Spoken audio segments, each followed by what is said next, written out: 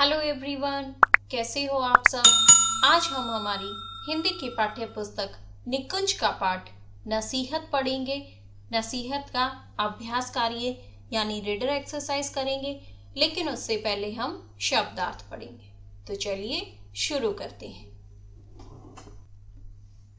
नसीहत शब्दार्थ सांस्कृतिक कार्यक्रम क्या होता है?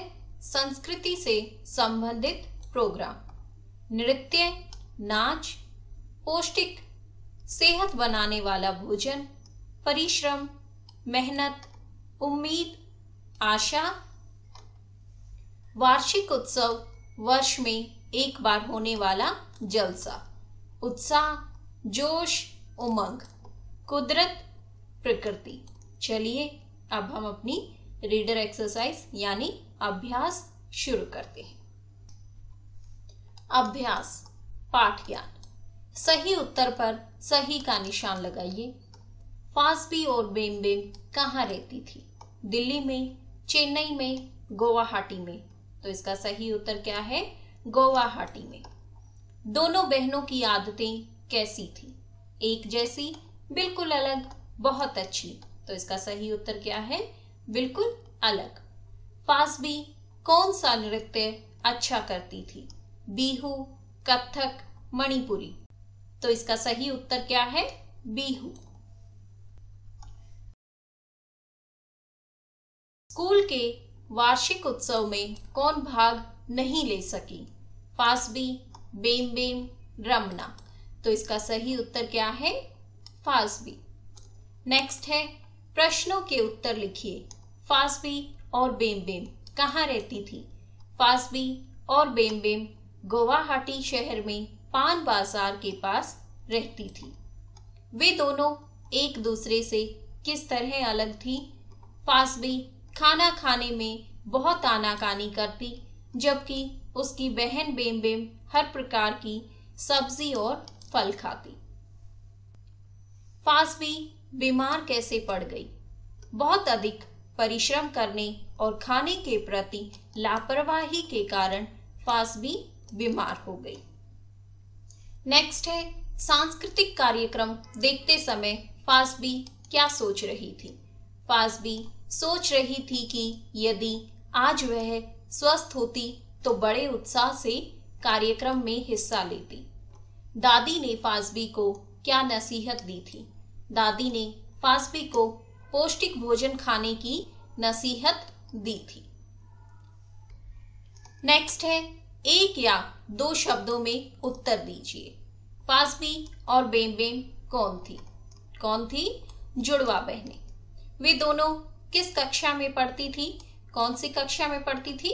चौथी कक्षा में। फासबी कितने घंटे नृत्य का अभ्यास करती थी? कितने घंटे? 2 घंटे। बेमबेम कैसा भोजन करती थी? पौष्टिक भोजन। अंत में फासबी कैसा भोजन खाने लगी? पौष्टिक भोजन। नेक्स्ट है शब्द संपदा। नीचे दिए गए शब्दों के एक एक पर्यायवाची लिखिए। नृत्य, नाच। विद्यार्थी का पर्यायवाची क्या होगा? छात्र। उत्सव का त्योहार। नसीहत का सलाह। स्कूल, पाठशाला। उत्साह का उमंग। नेक्स्ट है विलोम शब्द लिखिए। अच्छा, बुरा। चुस्त, सुस्त। स्वस्थ, बीमार। पसंद, नापसंद। खत्म, शुरू। कमजोर, ताकतवर। नेक्स्ट है अनेक शब्दों के लिए एक शब्द लिखिए। जहां बच्चे पढ़ने जाते हैं। विद्यालय, पाठशाला। एक साथ पैदा हुए 2 बच्चे, जुड़वा। विद्या ग्रहण करने वाला, विद्यार्थी। संस्कृति से संबंधित, इतिहास से संबंधित। पोषण करने वाला, परपोषक। वह स्थान जहां रोगियों का इलाज होता है, अस्पताल। देखने वाला, दर्शक। नेक्स्ट है भाषा बोध। इन वाक्यों को ध्यान से पढ़िए। फासबी बिहू नृत्य बहुत अच्छा करती थी। सब मुझसे भी तुम जैसा अच्छा नृत्य करने की उम्मीद करते हैं। इतनी देर तक बैठे रहने से तुम्हारी तबीयत खराब हो जाएगी। पहले वाक्य में काम हो चुका है, दूसरे वाक्य में काम चल रहा है, तीसरे वाक्य में काम किया जाएगा। काम किस समय हुआ इसके बारे में बताने का काम काल करता है। काल 3 प्रकार के होते हैं, भूतकाल, वर्तमान काल और भविष्यत काल। भूतकाल, काम समाप्त हो गया। वर्तमान काल, काम हो रहा है। भविष्यत काल, काम किया जाएगा। अब नीचे लिखे वाक्यों में क्रिया को रेखांकित कर उनका काल लिखिए। गुवाहाटी शहर में पान बाजार के पास 2 बहनें रहती थी, यानी रहती थी। ये काम हो चुका है कि वो पहले रहती थी, यानी कौन सा काल है? भूतकाल। वे 4ठी कक्षा में पढ़ती थी। इस वाक्य में भी कौन सा काल है? भूतकाल। गुवाहाटी भारत के उत्तर पूर्वी भाग में स्थित है। वर्तमान काल, प्रत्येक स्कूल में कंप्यूटर की शिक्षा अनिवार्य होगी यानी आगे चलकर। भविष्यत काल, हमारे स्कूल में हर वर्ष खेल दिवस मनाया जाता है। वर्तमान काल, लगता है इस साल खूब बारिश होगी। भविष्यत काल। नीचे लिखे शब्दों में से विशेषण और विशेष्य अलग करके लिखिए। वार्षिक उत्सव, जुड़वा बहनें, सांस्कृतिक कार्यक्रम, पौष्टिक भोजन, पूरा आराम, हरी सब्जी, सभी दर्शक, स्वस्थ शरीर, चुस्त मन, दुखी फासवी। विशेषण विशेष्य। वार्षिक उत्सव, जुड़वा बहनें, सांस्कृतिक कार्यक्रम, पौष्टिक भोजन, पूरा आराम, हरी सब्जी, सभी दर्शक, स्वस्थ शरीर, चुस्त मन, दुखी फासवी। नेक्स्ट है एक कान से सुनकर दूसरे कान से निकाल देना। मन महसूस कर रह जाना, ये दोनों मुहावरे हैं। एक कान से सुनकर दूसरे कान से निकाल देने का अर्थ है अनसुना करना, और मन महसूस कर रह जाना का अर्थ है अपनी इच्छाओं को दबा कर रखना। विशेष मुहावरों के प्रयोग से भाषा सुंदर लगती है। अब नीचे लिखे मुहावरों का अर्थ लिखिए और उनसे वाक्य बनाइए। अगर मगर करना, अपने पैरों पर खड़ा होना, कमर कसना, छक्के छुड़ाना। अब इन मुहावरों का प्रयोग कर हम इनके अर्थ लिखेंगे और वाक्य बनाएंगे।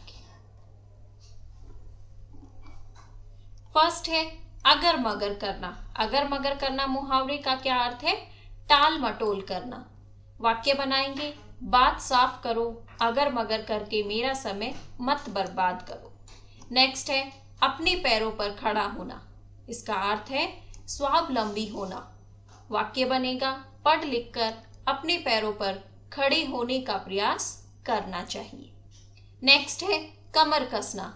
इसका अर्थ है तैयार होना। तुम्हारी परीक्षा नजदीक आ गई है, अब तुम्हें पढ़ाई के लिए कमर कस लेनी चाहिए। नेक्स्ट है छक्के छुड़ाना।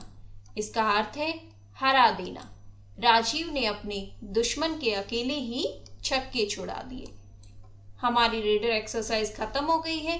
अब हम मौखिक प्रश्न उत्तर करेंगे। नसीहत, मौखिक प्रश्न उत्तर।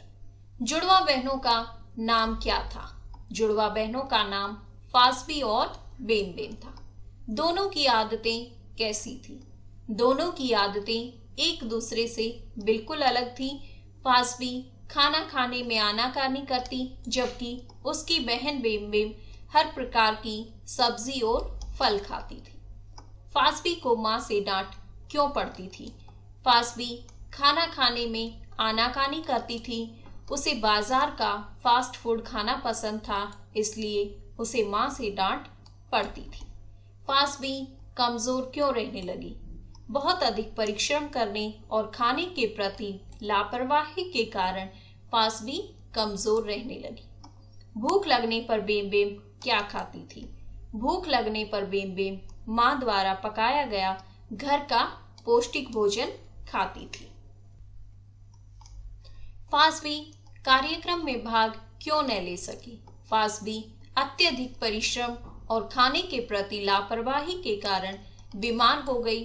डॉक्टर ने उसे दवा के साथ साथ पूरा आराम करने की सलाह दी, इसलिए फासबी कार्यक्रम में भाग न ले सकी। बेमबेम ने कौन सा नृत्य प्रस्तुत किया? बेमबेम ने बिहू नृत्य प्रस्तुत किया। वार्षिक उत्सव के दिन फासबी को दादी की क्या नसीहत याद आई? वार्षिक उत्सव के दिन फासबी को दादी की यह नसीहत याद आई कि कुदरत की बनाई हर सब्जी फल का स्वाद चखो, सेहत बनाओ, तभी तन और मन दोनों चुस्त रहेंगे। आशा करती हूँ यह पाठ आपको अच्छे से समझ आ गया होगा। अगर आपको मेरी वीडियो अच्छी लगी हो तो मेरी वीडियो को लाइक और मेरे चैनल को सब्सक्राइब कीजिए।